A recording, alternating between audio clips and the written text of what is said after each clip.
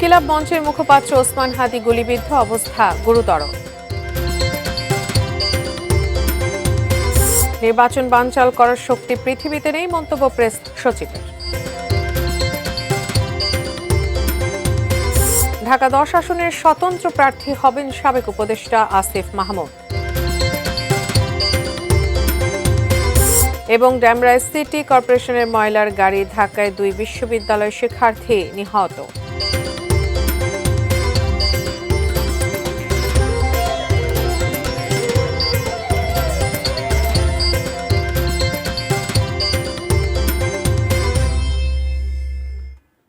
দেখছেন ATN news. দেশের খবরে আপনাদের আমন্ত্রণ জানাচ্ছি, আমি উজমা হাসান। দর্শক, এতক্ষণ জানিয়ে দিচ্ছিলাম নাসির সিনট্যাক্স অ্যালুমিনিয়ামের সৌজন্যে শিরোনামগুলো। এবারে বিস্তারিত। ইনকিলাব মঞ্চের মুখপাত্র ও আসন্ন নির্বাচনে ঢাকা 8 আসনের স্বতন্ত্র প্রার্থী ওসমান হাদী গুলিবিদ্ধ হয়েছেন। তাকে ঢাকা মেডিকেল কলেজ হাসপাতালের জরুরি বিভাগে ভর্তি করা হয়েছে। দুপুরে রাজধানীর বিজয়নগরের কালভার্ট এলাকায় অস্ত্রধারীরা তাকে গুলি করে। সেখান থেকে রিকশায় করে ওসমান হাদীকে উদ্ধার করে ঢাকা মেডিকেল হাসপাতালে নিয়ে আসা হয়। হাদীর বন্ধুরা জানান, জুমার শেষে মোটর সাইকেলে আসা 2 ব্যক্তির কাছ থেকে হাদীকে গুলি করেই মোটরসাইকেলে করেই পালিয়ে যায় তারা। এদিকে ওসমান হাদীর গুলিবিদ্ধ হওয়ার খবরে ঢাকা মেডিকেল কলেজ হাসপাতালে জড়ো হন জুলাই অভ্যুত্থানের আন্দোলনকারীরা। এই সময় তারা হামলাকারীদের গ্রেপ্তার ও সর্বোচ্চ শাস্তি দাবি জানান। এর আগে গত 13 নভেম্বর হত্যার হুমকি পেয়েছেন বলে অভিযোগ করেছিলেন ওসমান হাদী। তার মোবাইল নম্বরে বিদেশি নম্বর থেকে কল করে ও টেক্সট দিয়ে এসব হুমকি দেওয়া হচ্ছে বলেও জানিয়েছিলেন তিনি।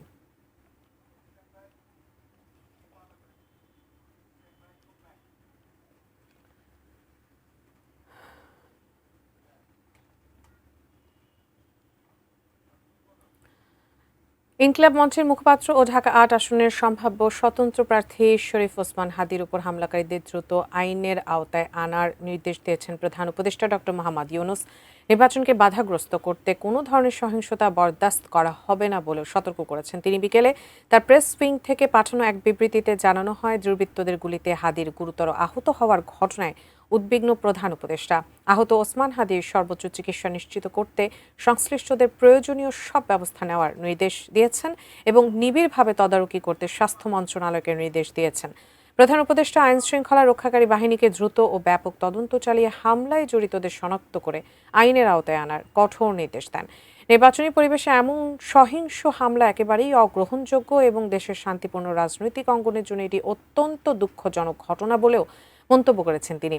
প্রধান উপদেষ্টা দেশের সকল রাজনৈতিক পক্ষ, কর্মী, সমর্থক ও নাগরিকদের প্রতি শান্তি ও সংযম বজায় রাখার আহ্বান জানান, যাতে আসন্ন নির্বাচন শান্তিপূর্ণ, অংশগ্রহণমূলক ও নিরাপদ পরিবেশে অনুষ্ঠিত হতে পারে।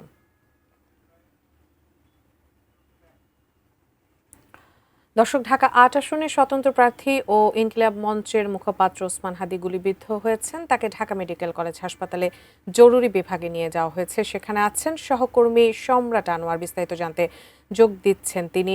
সম্রাট, বেশ গুরুতর অবস্থায় তিনি ঢাকা মেডিকেলে এখন ভর্তি আছেন। তার শারীরিক অবস্থা জানতে চাইব এবং হামলাকারীদের কোনো তথ্য কি আপনি পেয়েছেন কিনা এবং তার দলের নেতাকর্মীরা কাউকে সন্দেহ করছে কিনা, তারা কি বলছেন? ধন্যবাদ। আপনি জানেন যে দুর্ঘটনার পরপরই শরীফ ওসমান হাদীকে ঢাকা মেডিকেল কলেজ হাসপাতালে নিয়ে আসা হয়েছে এবং তার চিকিৎসা বর্তমানে জরুরি বিভাগে চলমান রয়েছে।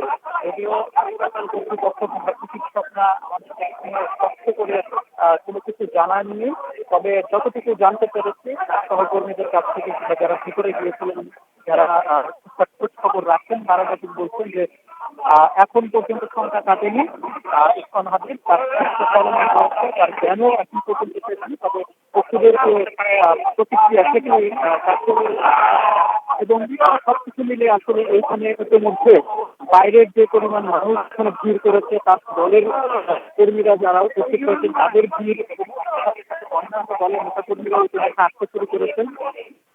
একদম শেষ মুহূর্তে কিছুক্ষণ আগে এখানে শরীফ ওসমান হাদী ঢাকার 8 নম্বর আসন থেকে, যে আসন থেকে নির্বাচন করছেন ঢাকা 8, সেই আসনের বিএনপির যে প্রার্থী মির্জা আব্বাস, তিনি ইতিমধ্যে এখানে হাসপাতালে উপস্থিত হয়েছেন। কিছুক্ষণ আগে এখানে এবং তিনি এখন জরুরি বিভাগের ভিতরে গিয়েছেন, যে সেখানে যারা কর্তব্যরত চিকিৎসক এবং অন্যান্য দায়িত্বপ্রাপ্ত যারা আছেন তাদের সঙ্গে হয়তো কথা বলবেন। কিন্তু তিনি যখন গেট দিয়ে হাসপাতালের ভিতরে প্রবেশ করেন তখনই আমরা দেখেছি যে অন্যান্য দলের যে নেতাকর্মী উপস্থিত ছিলেন এবং ইনকিলাব মঞ্চের আপনি জানেন যে মুখপাত্র সৈয়দ হাদি সেই ইনকিলাব মঞ্চের যারা উপস্থিত আছেন এখানে তারা মির্জা আসফাতের এই আগমনকে আসলে সেভাবে নেয়নি এবং তারা ধ্বনি দিয়েছেন, ভুয়া ভুয়া করে স্লোগান হয়েছেন আমরা কিছুক্ষণ আগেও শুনেছি।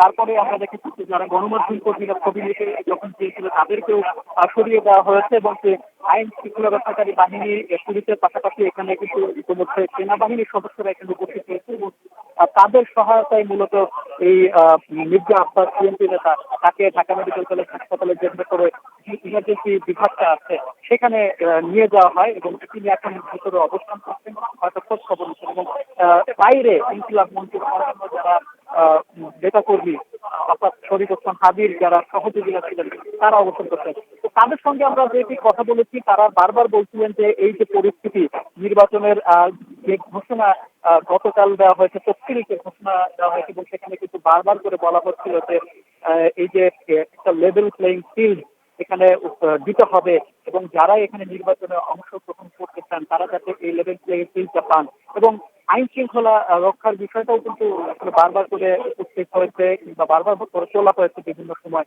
এবং সেই সব ক্ষেত্রে আমরা দেখেছি সরকারের অন্তর্বর্তী সরকারের পক্ষ থেকেও বারবার বলা হয়েছে তারা নিশ্চিত করতে চান যাতে সব ধরনের ব্যবস্থাপনা এখানে ঠিকঠাক মতো তারা নেন এবং যারাই অংশগ্রহণ করবেন তারা যাতে অন্তত লেভেল প্লেইং ফিল্ডটা পান। কিন্তু তারপরে আমরা দেখলাম যে তফসিল ঘোষণার পর যখন বলা হচ্ছিল যে সবকিছুই নিয়ন্ত্রণে থাকবে, আইন শৃঙ্খলা রক্ষাকারী বাহিনীদের উপস্থিতি বজায় থাকবে এবং কোনো ধরনের বিশৃঙ্খলা পরিবেশ যাতে তৈরি না হয় সে বিষয়টির কথা বারবার বলা হচ্ছিল। তার একদিন পর আমরা দেখলাম যে আজকে এই একজন প্রার্থী যিনি বেশ আগে থেকে নির্বাচনী প্রচার চালিয়ে যাচ্ছেন এবং তিনি আগে ঘোষণা দিয়েছিলেন যে স্বতন্ত্র প্রার্থী হিসেবে তিনি নির্বাচন করবেন এবং সেই প্রার্থীকে লক্ষ্য করে যদি করা হলো এই যে ঘটনা এটি কিন্তু আসলে খুব একটা ভালো ইঙ্গিত দিচ্ছে না এবং রাজনৈতিক যে প্রেক্ষাপট বাংলাদেশে এখন সেই প্রেক্ষাপটেও আসলে বলা যায় যে এইগুলির ঘটনাটি বড় একটা প্রভাব বিস্তার করবে এবং আমরা দেখেছি যে এই ঘটনার পরপরই যারা এনসিপির যারা নেতৃত্ব স্থানীয় যারা আছেন তারাও কিন্তু সামাজিক যোগাযোগ মাধ্যমে তাদের বক্তব্য প্রকাশ করেছেন এবং এই যে হামলার ঘটনা ঘটেছে তারই যে প্রতিক্রিয়া দেখেছেন সেখানেও কিন্তু তারা বলেছেন যে এই পরিস্থিতি আসলে কোনোভাবেই কাম্য নয় এবং এই যে শরীফ ওসমান হাদির সুস্থতা কামনা করেছেন দ্রুত।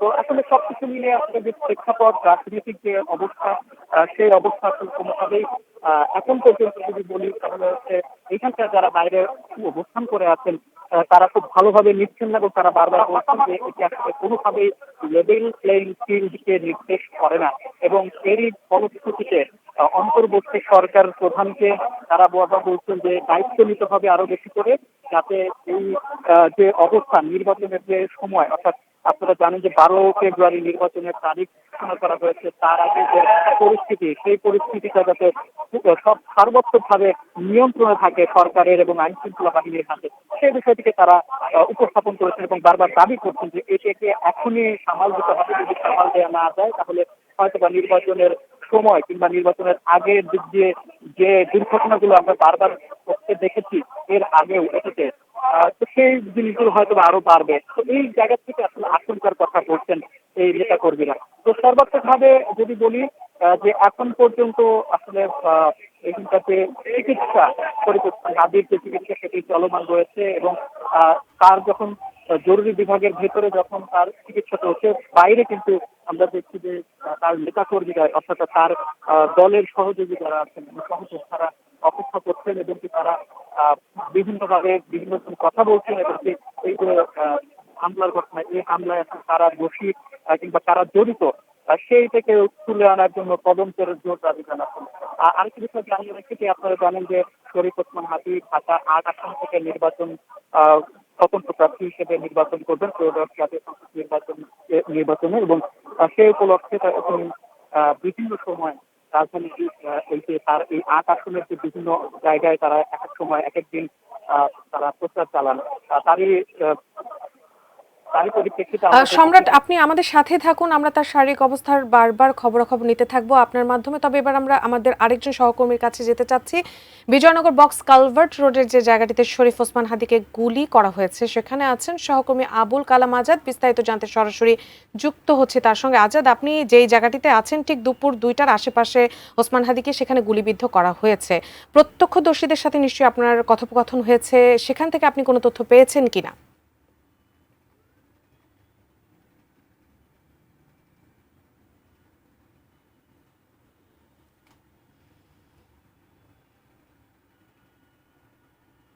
আপনাকে শরীফ ওসমান হাদি যখন গুলিবিদ্ধ হয়ে ঢাকা মেডিকেলের পথে চিকিৎসা দিয়ে নেওয়ার জন্য তাকে নিয়ে যাওয়া হচ্ছিল, ঠিক সেই মুহূর্ত পর্যন্ত গণমাধ্যম কর্মীরা নিশ্চিত হতে পারেননি কোন জায়গায় কেন গুলিবিদ্ধ হয়েছেন। এরই মধ্যে আমরা এটি নিউজের যে টিমটি রয়েছে তারা একটু জানাতে চায় যে বিজয়নগরের বক্স কালভার্ট রোড দিয়ে ঢুকলেই বাইতুসালা জামে মসজিদ 102 নয়াপল্টন এলাকা, এই এলাকাটিতেই দুপুরের পরে কোনো একটা সময়ে তিনি গুলিবিদ্ধ হন। গুলিবিদ্ধ হওয়ার পরপরই যখন আইন শৃঙ্খলা বাহিনীর সদস্য, বিশেষ করে পুলিশ খবর পাওয়ার পরপরই এই জায়গাটিতে চলে আসেন এবং তারা ম্যানুয়াল পদ্ধতিতে তাদের যে দড়ি বা স্থানীয়ভাবে টুল, ইট বা চেয়ার টেবিল দিয়ে জায়গাটি যাতে কোনো ধরনের নমুনা সংরক্ষণ বা করা যায় বা এটি ধ্বংস না হয় সেই বিষয়ে তারা এখানে পদক্ষেপ নিয়েছেন।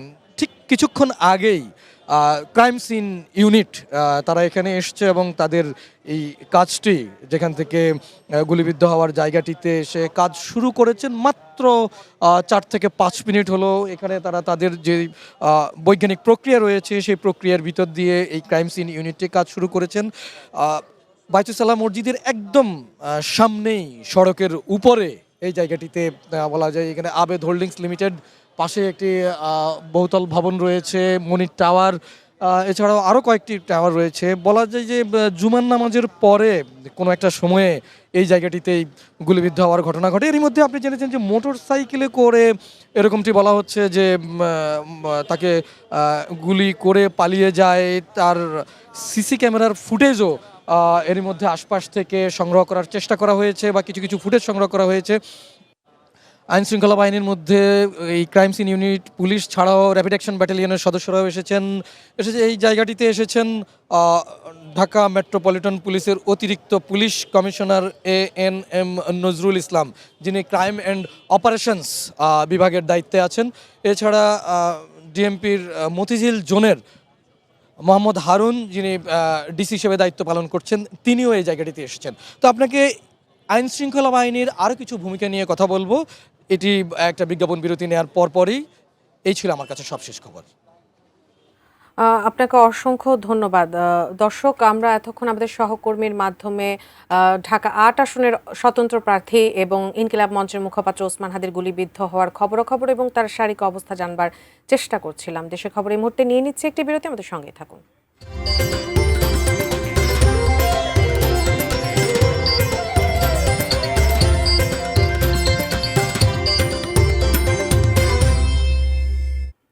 বিরতির পর সবাইকে আবারও স্বাগত। দর্শক, আমরা একটু আগেও যেমনটি বলছিলাম, ঢাকা ৮ আসনের স্বতন্ত্র প্রার্থী ও ইনকিলাব মঞ্চের মুখপাত্র ওসমান হাদি গুলিবিদ্ধ হয়েছেন এবং তাকে ঢাকা মেডিকেল কলেজে কিন্তু জরুরি বিভাগে নিয়ে সেখানে চিকিৎসাধীন তিনি রয়েছেন। সেখানে আছেন সহকর্মী সম্রাট আনোয়ার। আমরা আবারও তার সাথে যোগাযোগ করার চেষ্টা করছি। সম্রাট, আপনার সাথে কিছুক্ষণ আগেও যুক্ত ছিলাম। আপনি বলছিলেন যে তার অবস্থার সংকটাপন্ন এবং গুরুতর। ডাক্তারদের পক্ষ থেকে কোনো কিছু জানানো হয়েছে কিনা, এখন পর্যন্ত নতুন কোনো খবর আছে কিনা আপনার কাছে তার শারীরিক অবস্থার, আমাদের জানাবেন। ধন্যবাদ উষ্মা, আপনি যে প্রশ্নটি করলেন সেটিতেই একটু শুরু করি। যে চিকিৎসকদের পক্ষ থেকে আনুষ্ঠানিকভাবে এখনো কোনো কিছু জানানো হয় না। তারা এখনো চিকিৎসা দিচ্ছেন এবং ভেতরেই আছেন। এবং কিছুক্ষণ আগে এখানে যারা এই হাদির সাথে ছিলেন তা সেই সহকর্মীদের কয়েকজন বের হয়েছেন এবং তারা বলছেন যে এখন পর্যন্ত হাদির জ্ঞান ফেরেনি এবং তার চিকিৎসা চলমান রয়েছে। এবং চিকিৎসকরা যেটি জানিয়েছেন তাদেরকে, সেটি হলো জ্ঞান না ফেরা পর্যন্ত তারা আসলে কোনো কিছুই স্পষ্ট করে বলতে পারছেন না, বলতে পারবেনও না। এবং সেক্ষেত্রে তারা বলছেন হাদির অবস্থা সংকটাপূর্ণ। তো এই অবস্থায় আসলে তার চিকিৎসা তারা সর্বোচ্চটুকু দেওয়ার চেষ্টা করছেন যাতে করে তাকে ফিরিয়ে আনা যায় এবং সুস্থ করে তোলা যায়। এবং এই জরুরি বিভাগে চিকিৎসকদের সাথেই কথা বলতে গিয়েছেন কিছুক্ষণ আগেই। ঢাকা ৮ আসনের যে আসনটি থেকে হাদি নির্বাচন করবেন সেই আসনের বিএনপি প্রার্থী মির্জা আব্বাস তিনি এখানে এসেছেন এবং তিনি এখন পর্যন্ত সেই ভিতরেই আছেন, চিকিৎসকদের সঙ্গে কথা বলছেন। এখন পর্যন্ত তিনি বাইরে বের হননি। বলা যায় যে এই হাসপাতাল নিয়ে আসার পর প্রায় ২ ঘন্টা হতে চললো। এই হাদির চিকিৎসা জরুরি বিভাগে এখনো চলমান রয়েছে এবং আনুষ্ঠানিকভাবে চিকিৎসকরা বাইরে এসে গণমাধ্যমের কাছে কিংবা অন্যান্য যারা আছেন অপেক্ষায় আছেন, দীর্ঘ অপেক্ষা যারা এখানে আছেন তাদের কারো কাছে কোনো কিছু আনুষ্ঠানিকভাবে জানাননি। তো হয়তোবা মির্জা আব্বাস বাইরে আসবেন, হয়তোবা তিনি গণমাধ্যমের সঙ্গে কথা বলতে পারেন। তো তার আগে যেটি জানাতে চাই সেটি হচ্ছে যখনই মির্জা আব্বাস এসেছেন, আসার পরই কিন্তু আমরা দেখেছি যে উপস্থিত ইনকিলাব মঞ্চের যে নেতা কর্মীরা আছেন তারা কিন্তু মির্জা আব্বাসকে দুয়োধ্বনি শুনিয়েছেন, ভুয়া ভুয়া বলে স্লোগান সে সময় দিয়েছেন এবং অনেকটা বলা যায় যে সেনাবাহিনীর যারা সদস্যরা এখন মোতায়েন হয়েছেন এবং তাদের সহযোগিতায় একই সাথে পুলিশের সহযোগিতায় মির্জা আব্বাস ভিতরে ঢুকেছেন ইমার্জেন্সি বিভাগে। এবং আমরা দেখেছি যে তার কিছুক্ষণ আগেই কিন্তু এখানে পুরোপুরি পুলিশের পাশাপাশি এখানে সেনাবাহিনীর সদস্যরা এখানে বেশ কয়েকটি টহল টিম এখানে উপস্থিত হয়েছে এবং তারা অবস্থান নিয়েছেন একদম ঢাকা মেডিকেল কলেজ। সম্রাট, আপনি আমাদের সাথেই থাকুন, আমরা বিরতির পর আবারও আপনার সাথে যোগাযোগের চেষ্টা করছি। দর্শক দেশের খবর আবারও নিয়ে নিচ্ছে, ছোট্ট একটি বিরতি, আমাদের সঙ্গে থাকুন।